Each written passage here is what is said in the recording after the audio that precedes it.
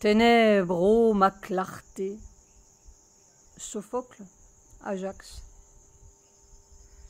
Chapitre 2. Le paradoxe des enfers.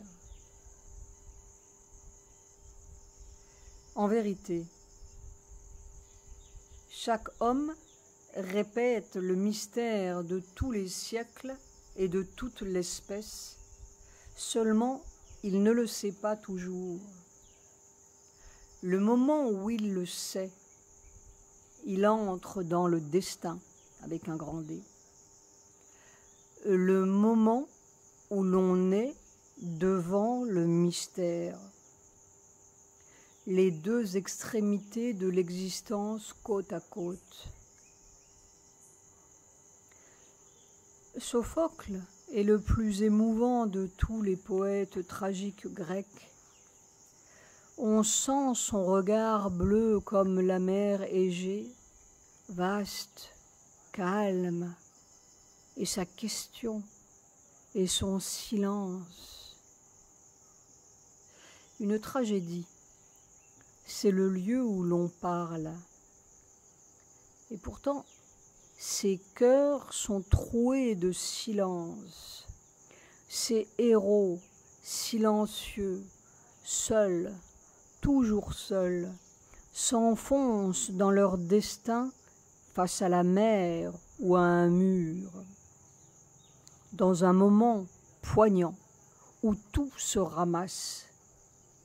Et tout est une question, seulement une question. La solution, la réponse, c'est seulement l'acte au bout. Et l'histoire ici se clôt définitivement. Tels sont les derniers mots du Coryphée dans Oedipe à Colonne. Se clôt-elle jamais, cette histoire de nous tous? Sophocle nous émeut parce qu'il ne dit jamais « c'est juste, c'est injuste, c'est bien, c'est mal, c'est la faute d'eux ». C'est la faute de tout le monde, c'est le mal de toute cette terre malheureuse. Et finalement, c'est ainsi.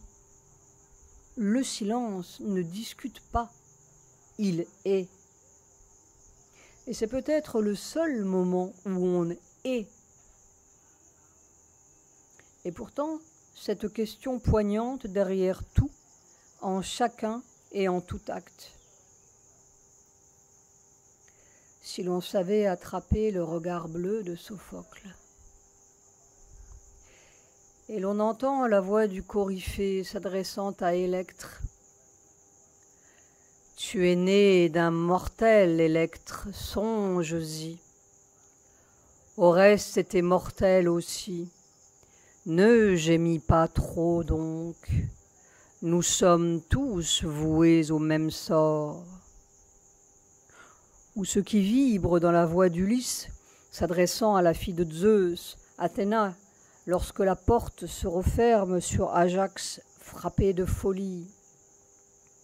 Je vois bien que nous ne sommes, nous tous qui vivons ici, rien de plus que des fantômes ou des ombres légères. 25 siècles plus tard, Sri Aurobindo est un autre regard qui voit la même question, mais avec une volonté ou un destin de trouver la réponse, la vraie, la solution, la vraie. Et Savitri parle. Elle n'était pas de l'étoffe fabriquée par la terre, bonne pour un jour d'usage par des pouvoirs affairés et insouciants.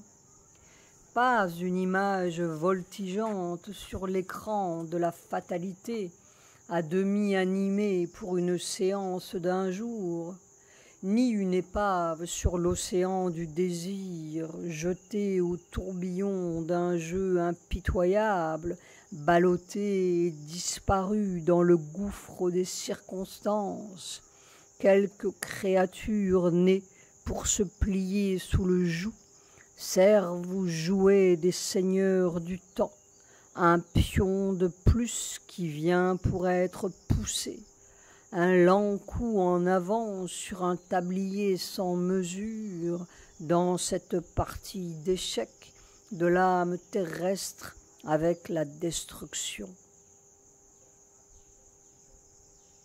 Et pourtant, les silences de Sophocle nous conduisent à une réponse.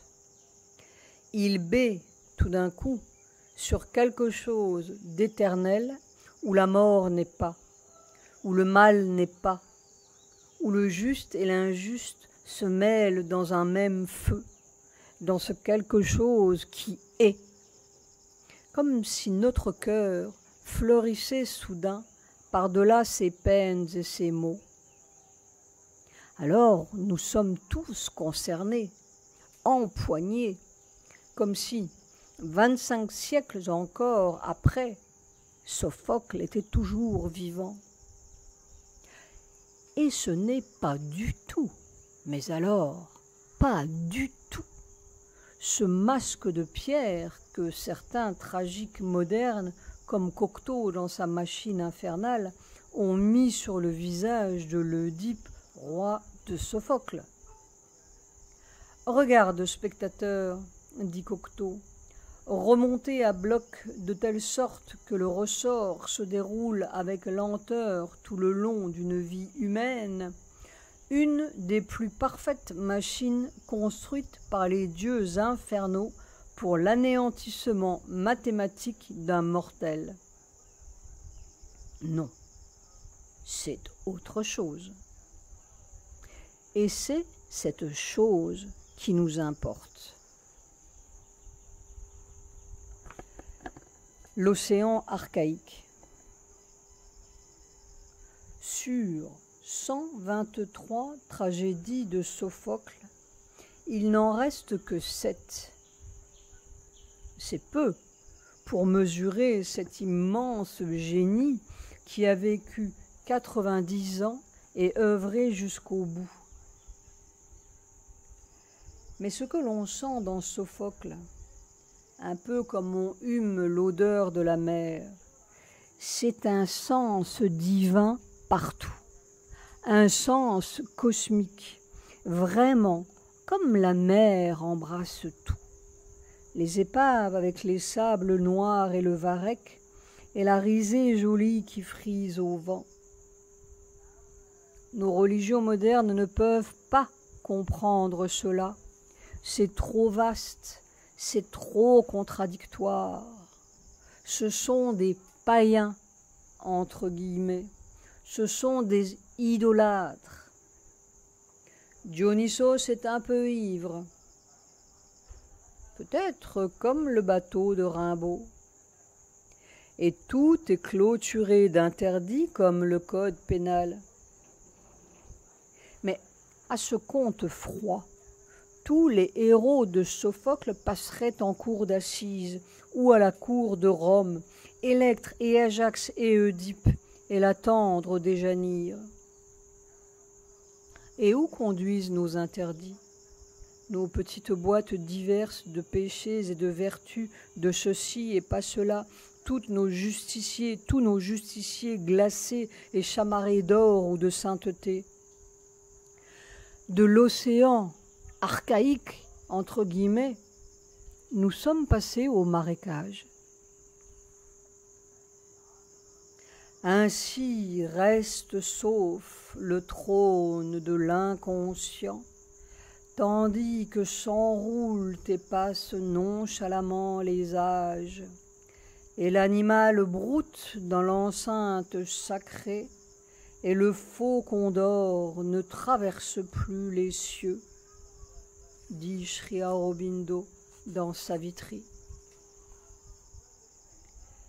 Et l'immense Sophocle, regardant tous ces meurtres, ces suicidés héroïques, ces puissances somptueuses et inexorables, ces silencieuses femmes déchues et abandonnées qui s'en vont à leur destin, ces oracles ambigus qui vous précipitent au sort même que l'on voulait fuir. Sophocle, l'immense, tout de même regarde plus haut, plus loin. Mais quel orgueil humain pourrait donc réduire ton pouvoir, ô Zeus? Ni le sommeil qui charme tous les êtres, ni les saisons divines infatigables n'en triomphent jamais. Insensible à l'âge et au temps, tu restes le maître absolu de l'Olympe à l'éblouissante clarté. Ainsi parle le cœur dans Antigone. Mais de quel Dieu parlons-nous, nous les modernes? Ou de quel Zeus? De quel faucon d'or? Est-ce bien la même chose? Où donc est la chose? Quel est ce mystère ambigu qui vous emporte sur les ailes ou les précipices du destin? Les questions de Sophocle.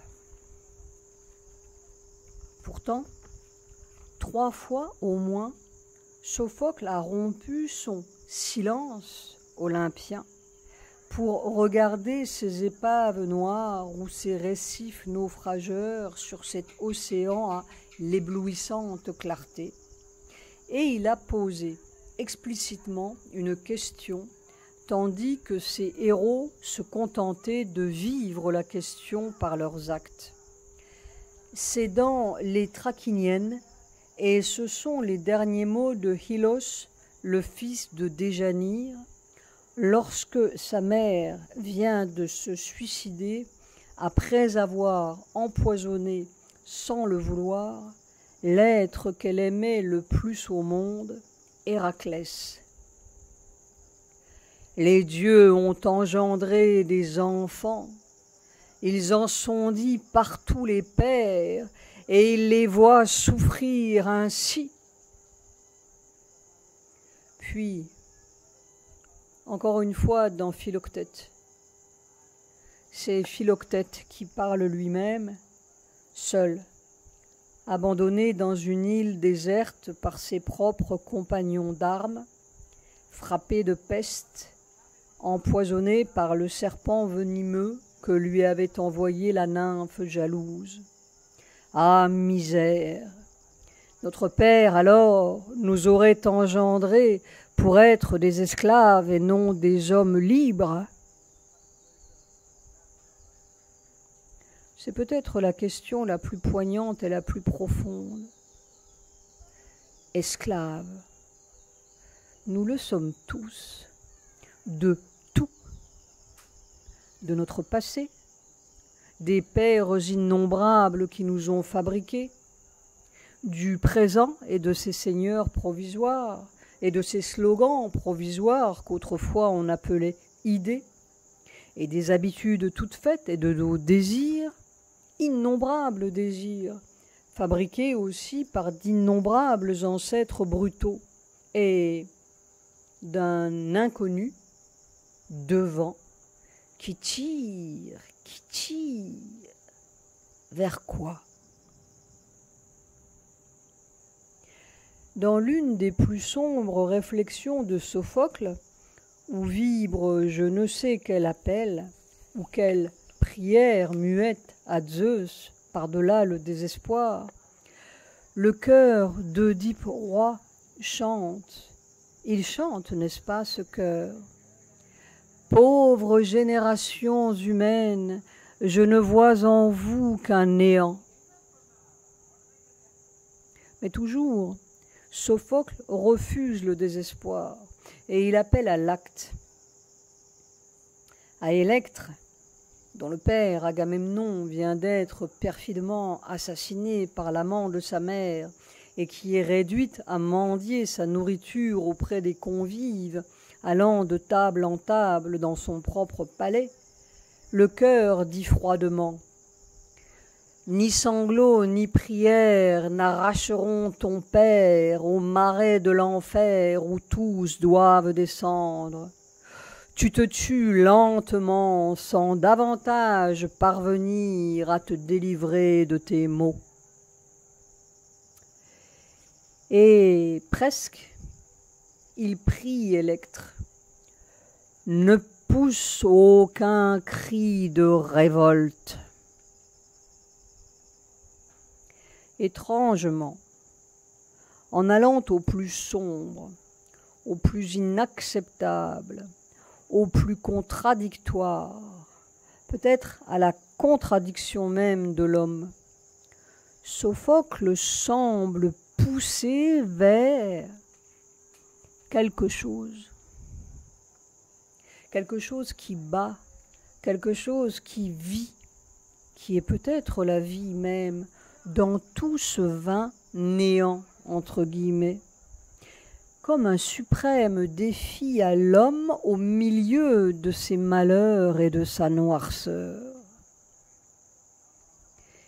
Et Thésée, fils d'Égée, roi d'Athènes, dans Oedipe à Colonne, la dernière pièce qui nous reste de Sophocle, déclare « Ce n'est pas par des mots que je veux voir donner quelque éclat à ma vie, ce n'est que par des actes. » Et pourtant, ces actes, ils ne sont pas engendrés par l'homme même. Ils sont poussés par un destin, un anké, qui semble organiser tout ou désorganiser tout pour arriver jusqu'à un certain point. Un point de l'homme. On croirait entendre la voix de Socrate derrière les silences de Sophocle. Sophocle avait 26 ans au moment de la naissance de Socrate. Et il en avait 68 à la naissance de Platon. Mais ce n'étaient pas les idées qui le mouvaient, c'est le secret de cette destinée humaine, ce qu'on fait devant ce qui nie le plus ce qu'on est.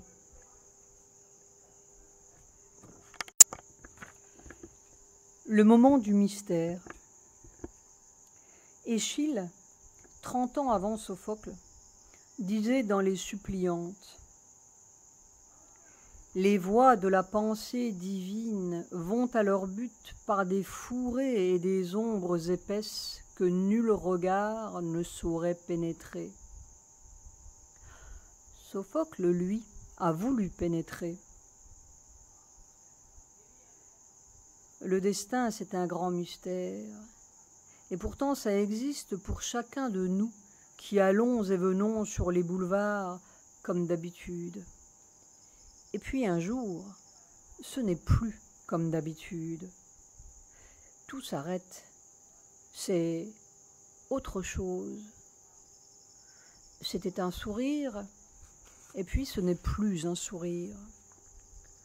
C'était un malheur, et puis ce n'est plus un malheur non plus. Et tout d'un coup, comme un enfant égaré, nous sommes précipités hors de la ronde des étoiles de l'ours, comme dit le chœur d'Oedipe roi, comme si l'on venait d'ailleurs, ou tombait d'ailleurs. D'où tombons-nous? Du ventre de quelle mère? D'innombrables mères, peut-être, qui ont tissé cet instant à travers des siècles et des peines ou d'autres sourires, qui furent pourtant et se souviennent d'avoir été. Quelle est cette mémoire que nous appelons destin? Qu'est-ce qui se souvient dans un homme et soudain reconnaît? Et nos questions valent mieux que toutes nos réponses, car c'est le moment de la question. Un homme, c'est une question jamais résolue, et c'est sa grandeur, et c'est la force de sa course dans la nuit, car nous sommes des êtres nocturnes, avec quelque chose d'autre dans le ventre et qui brille et qui brûle malgré tout. Le destin est en marche, dit le cœur des Thrakiniennes, mais il est toujours en marche. Le malheur est en marche, dit Antigone dès son entrée en scène. Et ce malheur, quelquefois, est un bonheur au tournant prochain de notre boulevard. Que savons-nous des malheurs et des bonheurs? En vérité, c'est autre chose qui va vers un but. Ah, voyez donc, enfants, comme il nous atteint vite, le vieil oracle proclamé par la divine prescience. Et le voilà qui conduit exactement, sans défaillance, les événements à son but.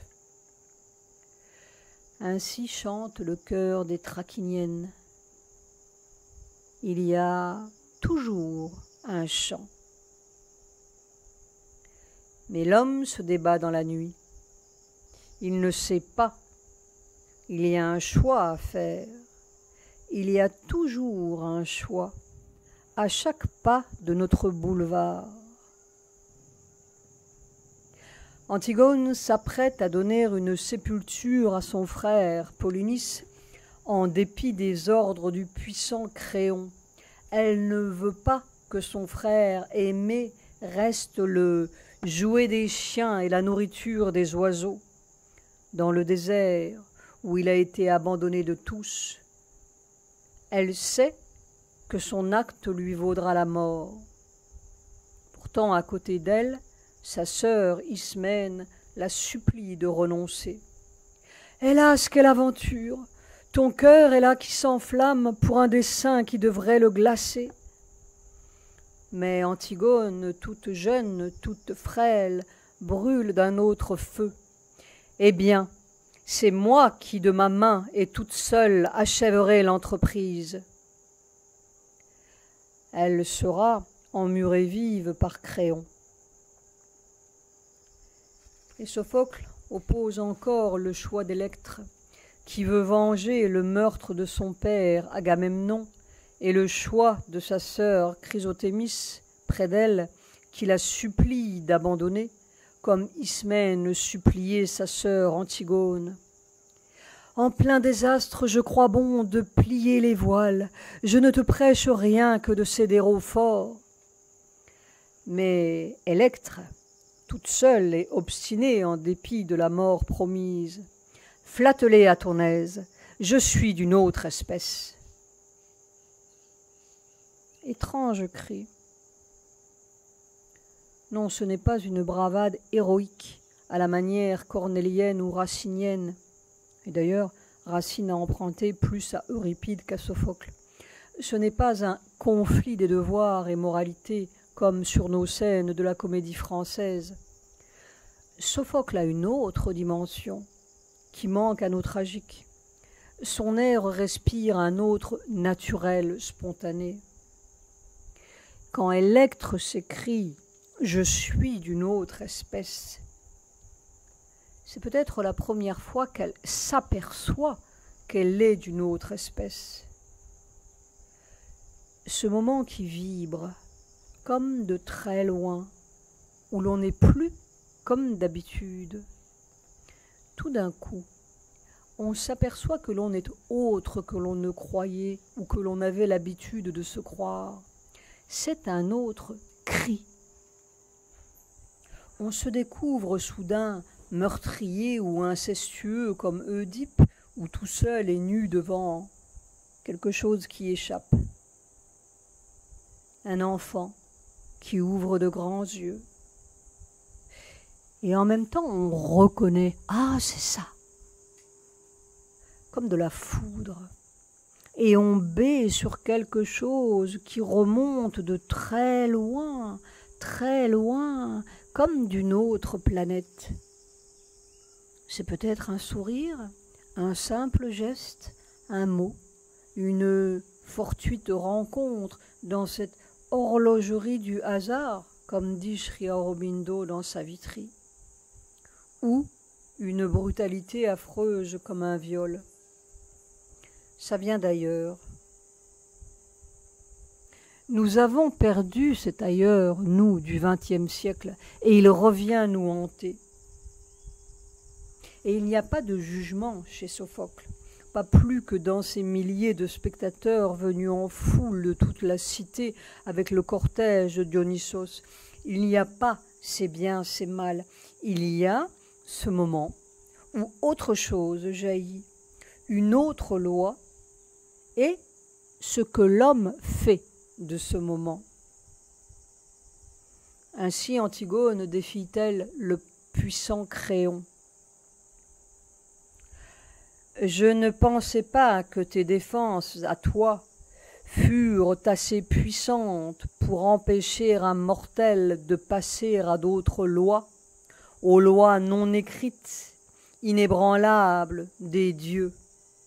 Elles ne datent pas, celles-là, ni d'aujourd'hui, ni d'hier, et nul ne sait le jour où elles ont paru. Et encore ce cœur dans Oedipe roi. Elles siègent dans les hauteurs, les lois qui commandent à l'Ananké.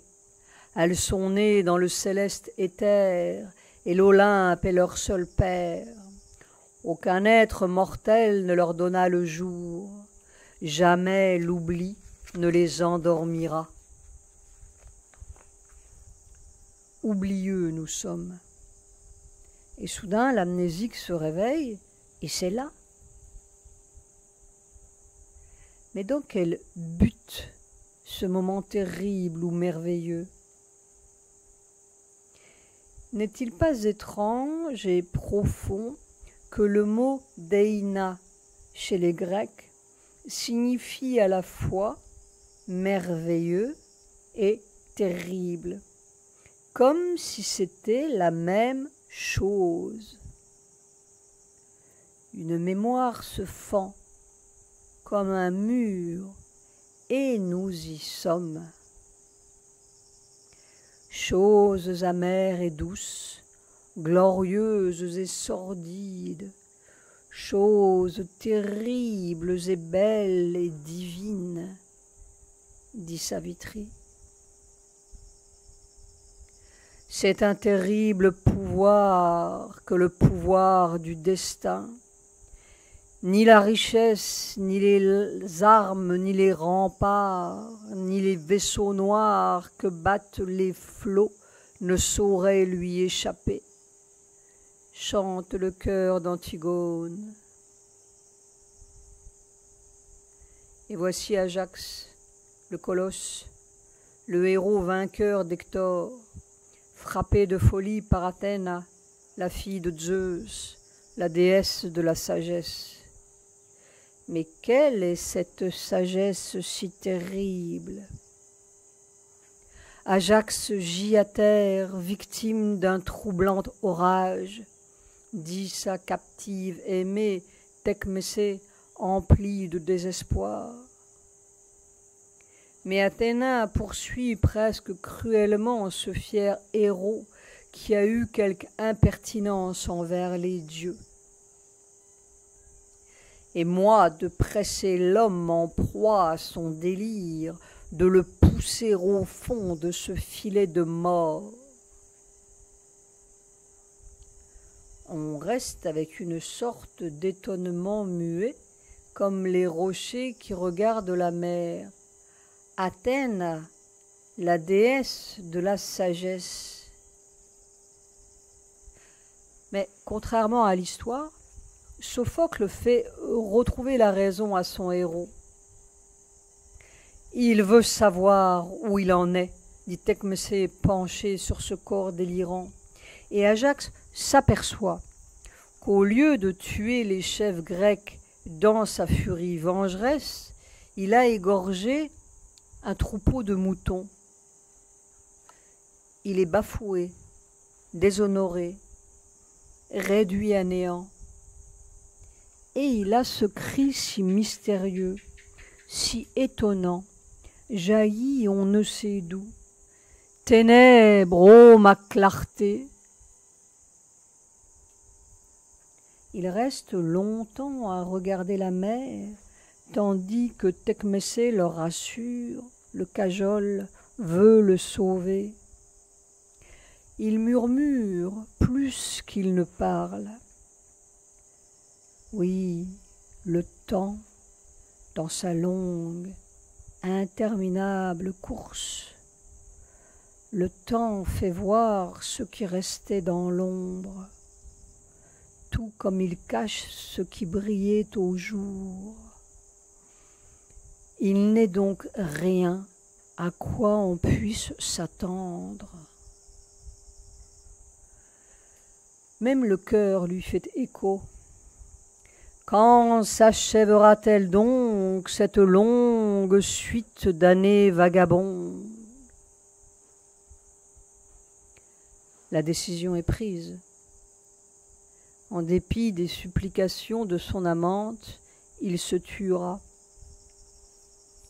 Ou vivre noblement, ou noblement périr. Voilà la règle pour qui est d'un bon sang, c'est tout. J'ai dit ce que j'avais à dire. Et l'on sent dans Sophocle une émotion si profonde, si vaste devant cet inconnu de l'homme qui regarde la mer frappée de folie. On entend presque sa grande pitié dans les paroles d'Ajax, juste avant qu'il ne se suicide tout seul face à la mer, lorsqu'il fait appeler son jeune fils et lui dit «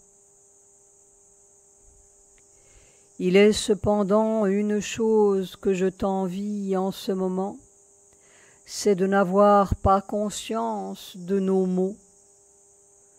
Ne rien sentir, voilà le temps le plus doux de la vie. » Et Ajax va seul. Sophocle a même fait retirer le cœur, ce qui est contraire à toutes les tragédies grecques connues.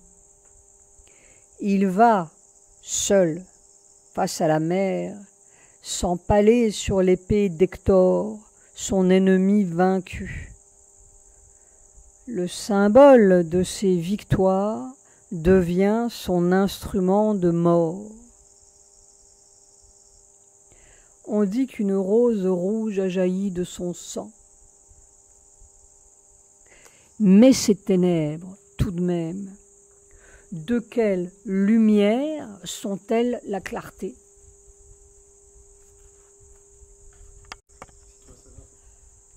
Un aveugle en marche.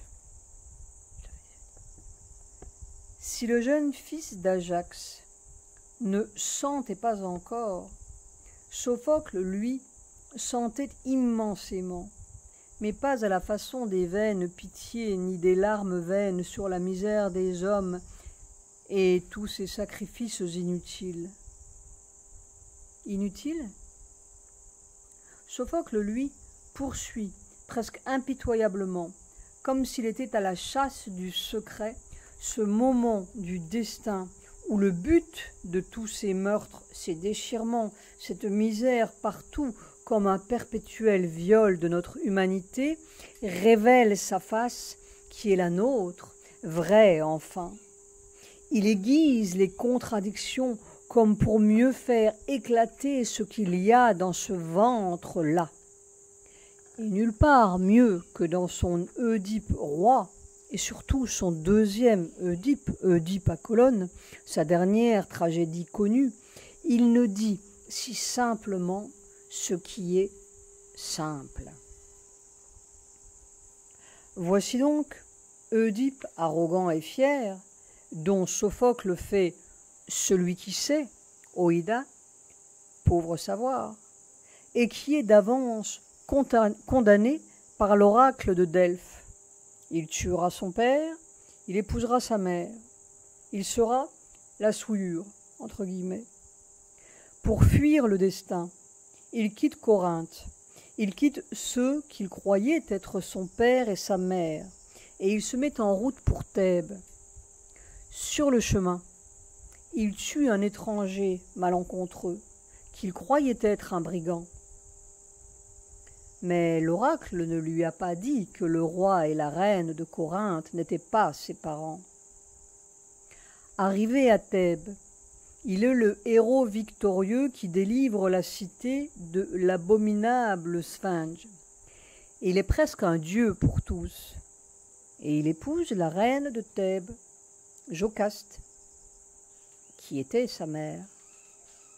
L'oracle le précipite dans le destin même qu'il voulait fuir. Mais ce n'est pas tout. Avant même la naissance d'Œdipe, le malheur était en marche, car l'oracle avait prédit au roi de Thèbes, Laïos, que son premier fils le tuerait. Lui aussi veut fuir le destin pour se mieux précipiter dedans. Et il abandonne ce premier fils à peine né, notre Œdipe, dans le désert. Recueilli par des bergers, Œdipe, nouveau-né, est adopté par le roi et la reine de Corinthe. Des années plus tard, dans sa fuite de Corinthe, Œdipe tue un étranger malencontreux, qui n'était autre que son père, Laïos. Tout est terriblement fait d'avance et l'on pourrait trouver quelques raisons à la machine infernale de Cocteau. Mais Sophocle n'est pas moderne, entre guillemets, et l'Olympe siège au-dessus de lui, alors même qu'il adore la grande déesse Terre et les danses de Dionysos. Donc, Œdipe est déterminé à démasquer tous ces oracles et ces devins qu'il méprise. Il veut prouver que sa vraie mère est bien celle qu'il a fui, tandis que Jocaste, sa chère femme, le conjure de ne rien chercher. Elle craint obscurément cette recherche. Et qu'aurait donc à craindre un mortel jouet du destin qui ne peut rien prévoir de sûr? Vivre au hasard comme on le peut, c'est de beaucoup le mieux encore. À quoi Œdipe répond: je veux savoir le vrai. Comme Ajax gisant sur le sable en proie à son délire, il veut savoir où il en est. Comme Sophocle. Et au devin Tiresias qui lui déclare: c'est toi le criminel qui souille le pays. Œdipe répond encore: je demeure hors de tes atteintes, en moi vit la force du vrai. Mais ce vrai n'était pas celui qu'Œdipe croyait, ni les devins, ni même Sophocle, car Sophocle le sentait bien qu'il n'avait pas trouvé le vrai dans sa première tragédie, simplement en montrant Œdipe déshonoré et détrôné, et il poursuit son but avec une obstination égale à celle d'Œdipe. Il n'y a rien de plus obstiné que le vrai, car c'est le but même de tous ces désastres et ces ténèbres et ces enfers. Ainsi donc, dans la première tragédie de Sophocle, Œdipe s'aperçoit que les oracles avaient dit vrai. Hélas, hélas, ainsi tout à la fin serait vrai. Ah, lumière du jour, que je te vois ici pour la dernière fois, puisqu'aujourd'hui je me révèle le fils de qui je ne devais pas naître, l'époux de qui je ne devrais pas l'être, le meurtrier de qui je ne devais pas tuer. Et il se précipite dans les appartements de sa femme, la trouve pendue, arrache les agrafes d'or qui drapaient ses vêtements et se crève les yeux. Celui qui sait est plongé dans les ténèbres. Ah, nuage de ténèbres, nuage abominable qui t'étend sur moi, immense, irrésistible, écrasant, devenu la souillure de la cité, Oedipe s'exile de son propre pays. Même le tyran Créon lui arrache ses 2 filles, Antigone et Ismène, et cet aveugle se met en marche, tout seul. Aucun des siens ne lui servait de guide.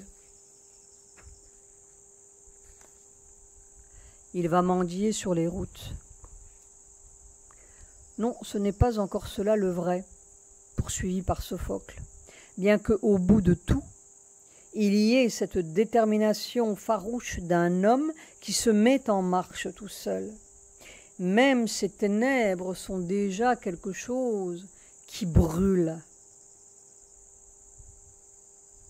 Sans savoir pourquoi, nous pensons à Mère, la grande actrice de Savitri, mais physiquement cette fois, en 1973, à l'âge de 95 ans, seule et enfermée dans sa chambre, entourée de ses vautours, à demi aveugle, et qui dit par 2 fois à la brute qui la garde « Je veux marcher, je veux marcher ».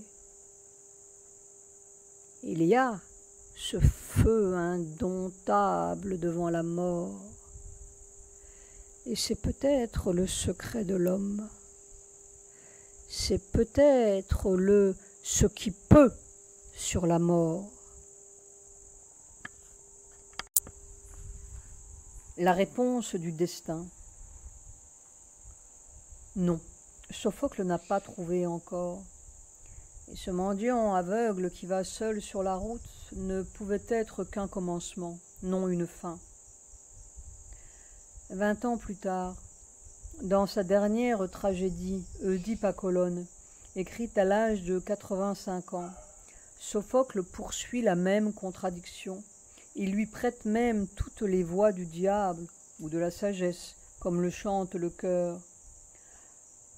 Celui que ne satisfait pas une part normale de vie et qui en souhaite une plus grande obéit à pure sottise. Pour moi, ce sera là une éclatante vérité.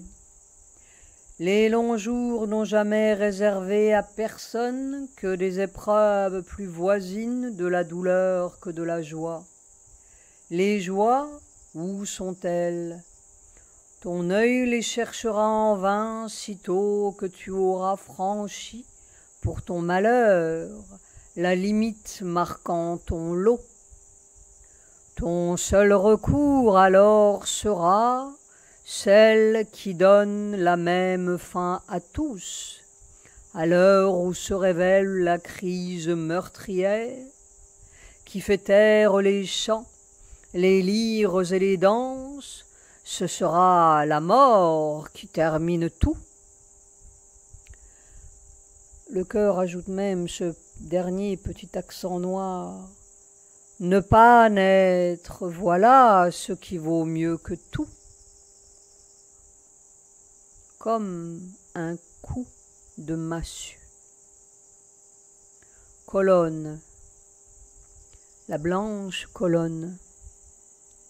Et le lieu où naquit Sophocle. C'était en l'an 496 d'avant notre ère, le 5e siècle d'avant, nous ne savons pas trop quoi, ni ce qui nous vaut d'avoir marqué le commencement des temps. C'était encore l'âge du Bouddha là-bas sur les rivages d'Asie et de Socrate dans les rues d'Athènes, et de ces païens si émouvants. Colonne est le lieu du dernier Oedipe, qui sera joué 5 ans après la mort de Sophocle en l'an 401. C'est là qu'arrive le vieil aveugle, sous des hardes dans la vieille et horrible crasse, dont la vieille et horrible crasse ronge les vieux flancs. il s'enquiert. Où sommes-nous ici? De quel peuple est-ce le pays? Qui accordera aujourd'hui à Oedipe le vagabond quelque misérable aumône? Il s'assoit sur une pierre au bord d'un petit bois. C'était une pierre sacrée. Un étranger le prie de quitter promptement ce siège. Ne sais-tu pas que ce lieu tout entier est sacré? Le maître en est l'auguste Poséidon, dieu des mers. Colone est dans la banlieue d'Athènes, à l'orée d'un petit bois. C'est ici que fréquente Dionysos le Bacchante. C'est là que l'oracle avait conduit Oedipe, lui annonçant sa mort prochaine et un séjour hospitalier chez les déesses redoutables. Allons, douces enfants de l'ombre primitive, allons, prenez en pitié le malheureux fantôme de celui qu'on nommait Oedipe, car ce n'est plus là, sûrement, l'homme qu'il a jadis été. Ainsi parle Oedipe lui-même, et la nouvelle court jusqu'à Thésée, le roi d'Athènes, fils d'Égée. Sera-t-il chassé d'ici aussi? Il plaide que sa tombe reste ici, à Colone, prédestinée. Ô très cher fils d'Égée, les dieux sont seuls à ne connaître ni la vieillesse ni la mort. Tout le reste subit les bouleversements qu'inflige le temps souverain. Voit-on pas dépérir la force de la terre comme dépérit la force d'un corps? La loyauté se meurt, la félonie grandit, et ce n'est pas le même esprit qui toujours règne entre amis, pas plus que de ville à ville. Le temps infini enfante à l'infini et des nuits et des jours, au cours desquels, sous un léger prétexte, on verra soudain la guerre disperser à tout vent les assurances qui vous unissent aujourd'hui. Mais Thésée l'accueille comme un héros. Même les dieux avaient prédit qu'on le chercherait partout et que sa tombe serait le salut d'Athènes. Oedipe reste interdit. Moi? Une loque? Et c'est là où il a ce cri, cet autre cri, qui est comme la réponse du destin. C'est donc quand je ne suis plus rien que je deviens vraiment un homme. Jamais cri plus puissant n'a traversé les tragédies de la terre. Nous allons comme des aveugles, nous tâtonnons dans nos misères et nous nous lamentons de notre sort. Et nous sommes n'importe quoi, Pierre ou Paul, qui va n'importe où, au milieu d'un million de petites choses si semblables à celles de l'autre qui passe, et de petits buts qui ne sont de nulle part. N'étions-nous pas des millions de fois pour rien et des millions de pas qui foulent d'innombrables nuits d'avant sous ce vêtement ou un autre, avec des petits désirs si pareils à ceux d'hier, et des morts insensées, et des douleurs si vieilles qu'elles semblent la boue même de la terre. Et qu'est-ce qui est là-dedans? Quel homme, enfin, quelle minute qui compte? Et c'est l'heure du destin. Ce silence devant quelque chose qui bat, ce moment qui brûle comme si l'on n'avait brûlé que pour ça. Des millions de secondes pour cet homme, là, tout d'un coup, qui se regarde comme s'il n'avait jamais été. une première seconde qui bat comme si l'on n'avait jamais vécu que pour ce battement-là, et ça brûle, et c'est pour toujours, et ça aime. On ne sait pas quoi, mais c'est comme un amour de toujours, pour cette nuit ou pour ce jour, pour personne et pour tout, comme s'il n'y avait jamais eu que cet amour au fond de tout.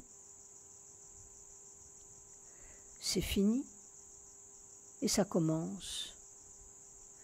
On va mourir et la mort n'est plus. On ne savait rien et on sait quoi? Le silence. Ce silence-là qui carillonne à travers les univers et pour toujours. Oedipe va à son destin. Il marche au-delà du petit bois sacré vers le cratère indiqué par l'oracle, le seuil d'airain. Seul Thésée le suit de loin. Oedipe ne veut pas que ses filles l'accompagnent. Il dépouille là ses hardes sordides, et il aura un autre cri encore, si bouleversant, comme seuls Sophocle ou Sri Aurobindo peuvent le sentir.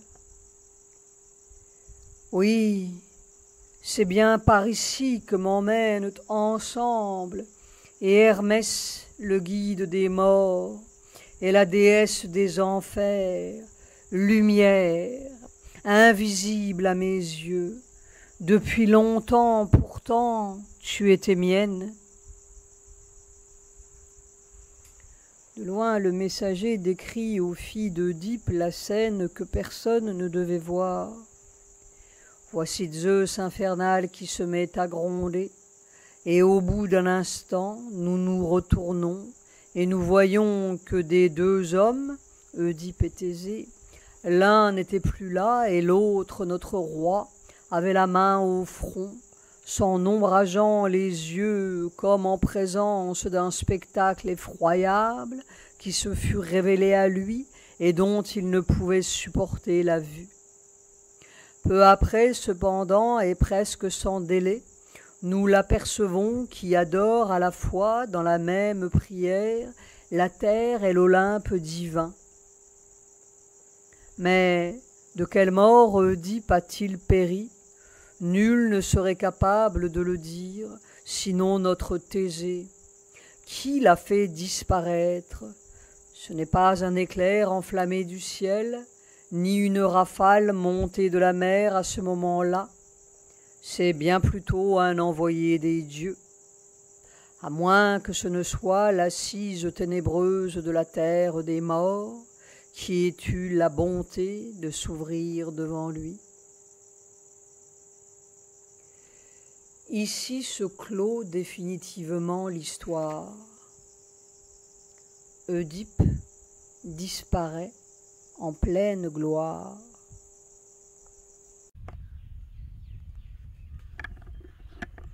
Cette assise ténébreuse. Le destin nous martèle, encore et encore. Et quelquefois, rarement, un enfant d'homme entend sa réponse. Mais l'assise ténébreuse reste là, ouverte. Le seuil d'airain jamais franchi par un vivant. Et la déesse de la sagesse, Athéna, la fille de Zeus, nous poursuit presque férocement. Cette sagesse n'aurait-elle donc pour but que d'arracher ce cri de nous, puis c'est fini, on disparaît pour revenir encore et encore à la poursuite de ce but mystérieux? Est-ce donc la fin de l'histoire? Notre histoire? Et Sophocle ouvre ses vastes yeux sur ces générations houleuses des hommes. Il dit leurs cris, leurs méfaits, qui souvent se changent en bienfaits, leur ignorance devant le prochain pas de leur chemin, leur tendresse et leur faiblesse, leur mort toujours, leur impuissance. Mais jamais ils ne doutent, jamais ils ne se révoltent. Tel était le bon plaisir des dieux, dit Oedipe. Il regarde l'océan du temps. Oui, le temps qui coule, inépuisable, inexorable. Le temps bouleverse toute chose. Il dévoile ce qui restait caché. Il cache ce qui s'était montré. Il rend possible l'impossible. Il ébranle l'inébranlable. Et Sophocle regarde là-bas, cet impossible qui deviendra peut-être possible, cette assise ténébreuse qui sera peut-être ébranlée, cet Olympe qui n'a pas dit tous ses secrets, pas dévoilé le but, ou pas encore. Il a foi en ce ressort mystérieux qui meut l'homme et lui arrache tantôt des forfaits, tantôt des héroïsmes qui viennent comme d'une autre espèce. Et ces forfaits et ces nuits sanglantes étaient peut-être poussés par la grande déesse pour faire jaillir de notre espèce un autre cri, un autre jour. Sophocle questionne. Avant l'heure, il est peut-être le héros ou le héros AUT d'un autre âge. Sa pensée est rayonnante, ombrée de peine et de pitié et de féroces questions, est déjà un appel, un cri, presque une supplique vers ce qui reste là-bas, au fond du temps, derrière les orages noirs et les horizons bouchés. Ô homme, où vas-tu? Il est bien des merveilles en ce monde, il n'en est pas de plus grande que l'homme, chante le chœur d'Antigone. Il est l'être qui sait traverser la mer grise, à l'heure où souffle le vent du sud et ses orages, et qui va son chemin au milieu des abîmes. Il est l'être qui tourmente la déesse auguste entre toutes, la terre éternelle et infatigable. Les oiseaux étourdis, il les enserre et il les prend, tout comme le gibier des champs et les poissons dans les mailles de son filet. L'homme a l'esprit ingénieux. Parole, pensée vite comme le vent, aspiration d'où naissent les cités, tout cela, il se l'est enseigné à lui-même. Et cette question, toujours au fond de Sophocle, bien armé contre tout, il se voit désarmé contre rien de ce que peut lui offrir l'avenir, contre la mort seule, et il n'aura jamais de charme permettant de lui échapper.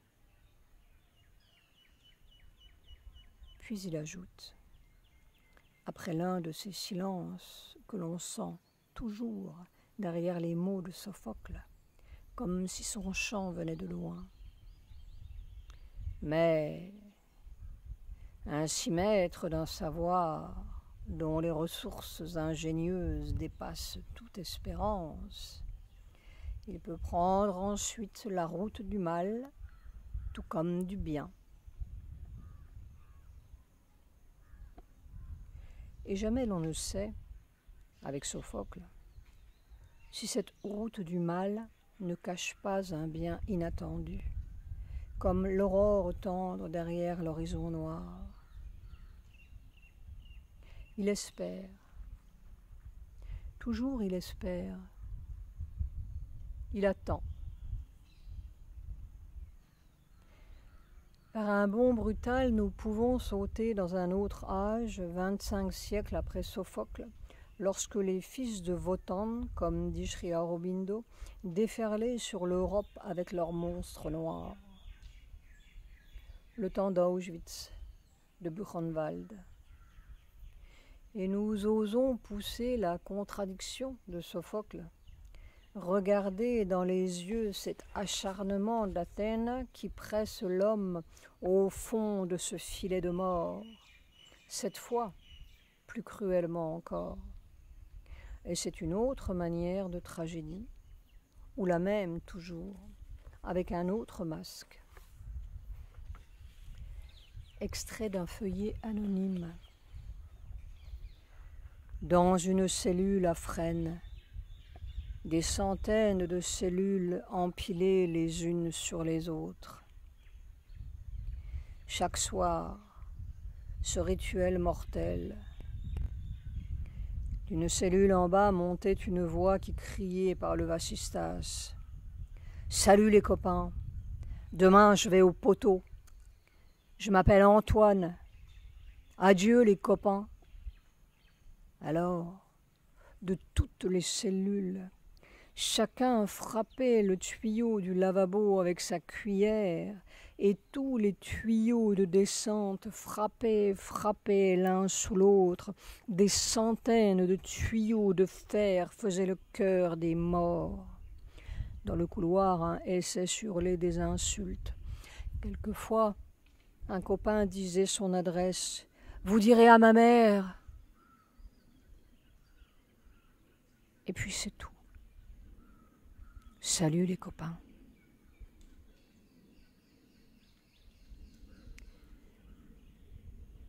Puis le silence, comme celui qui avait saisi Oedipe 25 siècles plus tôt. Des centaines de silences dans la nuit qui écoutent quoi ? Des centaines de cœurs comme arrêtés qui écoutent comme pour la première fois le mystère qui brûle d'un feu jamais connu, qui regarde comme un premier homme, comme un inconnu qui se reconnaît, qui ne sait plus rien, et pourtant sait intensément tous les siècles dans cette termitière des morts en attente. C'est déjà fini. La vie quoi ? Un moment qui laisse une marque blanche sur une page où il y a eu tant de choses qui n'étaient rien. Alors c'est chaud, ça brûle si intensément dans ce rien-là. C'est comme pour l'éternité. Oui, tu diras à ma mère. Il y a eu cette mère de tant de fois qui nous a laissé tomber de son ventre, ici ou là. Pourquoi ? Et ce quoi, c'est seulement comme un feu. Ça brûle, ça fait mal, ça ne veut rien dire. Et pourtant c'est tout. Mais un tout si plein, si chaleureux, comme la mère même de tous ces mondes et de toutes ces peines. Cette mère-là ne nous aurait pas jetés sur cette terre pour basculer à l'aube dans une fosse commune. Et tous les Olympes du monde ne nous consoleront jamais. Pourtant, Pourtant, elle nous fait toujours ce cadeau, mystérieux, ce feu qui est comme un amour englouti, un amour de toujours. Nous sommes peut-être très jeunes encore au monde, comme le grand large au loin que regardait Sophocle. Cette mer attend peut-être derrière l'horizon noir que nous nous apercevions de ce qui brûle dans le cœur d'un homme, que nous devenions l'homme enfin par-delà notre sauvagerie ingénieuse. Elle attend, cette fois-ci ou d'autre, que nous arrivions au moment vrai où l'homme est jeté nu sur son besoin primordial, comme dit Savitri. Et c'est toujours un feu. Il est noir ou rouge comme le sang de l'héroïsme. Il se jette dans toutes les passions et les sourires qui s'éteignent, et les bonheurs qui blessent, et les triomphes qui s'écroulent, et les savoirs, d'infinis savoirs, qui ne savent rien, sauf ce moment-là où ça, c'est tout, sans un mot, où ça brûle. Alors c'est un autre feu, et pourtant toujours le même, qui perd son noir et ses couleurs changeantes et ses balbutiements d'enfants sauvages. C'est pourpre, comme la fleur du grenadier. C'est l'immortel dans l'homme, dit Sri Aurobindo. Et c'est ça qui peut tout, même sur la mort. C'est le cadeau de l'ancienne de tous ces âges. Ce n'est pas pour la mort qu'elle nous a jetés ici, c'est le levier et le secret englouti dans cette assise ténébreuse. Il ne faut plus avoir besoin de mourir ni des enfers pour s'apercevoir de la vie tout d'un coup, comme une aurore inattendue, et tendre et maternelle dans le ventre de notre nuit. Car le premier secret de la mort, c'est ce feu, le jaillissement d'autre chose. Nous avons des leviers, mais il faut s'apercevoir que nous les avons, et il faut apprendre à s'en servir. Nous sommes très jeunes encore dans les jeux terribles du monde. Alors, le temps des morts vivants sera fini, et Sophocle ouvrira les yeux encore une fois pour voir rouler sous une grande vague blanche les fantômes d'un vieux monde. Ô divinité des enfers, ô monstre invaincu! Et le destin, égrené comme des petits coquillages sur une plage neuve.